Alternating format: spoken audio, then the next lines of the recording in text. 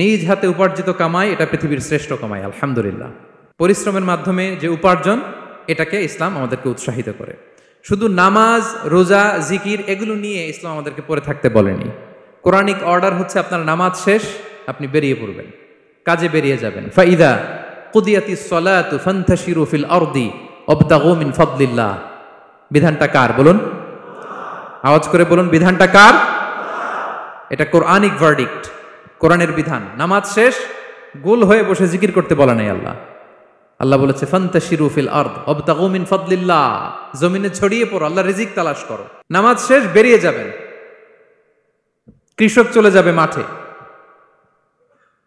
শ্রমজীবী চলে যাবে ফ্যাক্টরিতে, শিক্ষকরা চলে যাবে তাদের শিক্ষা প্রতিষ্ঠানে, কর্পোরেট ওয়ার্ল্ডের লোকেরা চলে যাবে তাদের প্রতিষ্ঠানে। ডেভেলপমেন্ট করতে হবে, সিভিলাইজেশন করতে হবে। নামাজের পরে গোল হয়ে বসে থাকা চলবে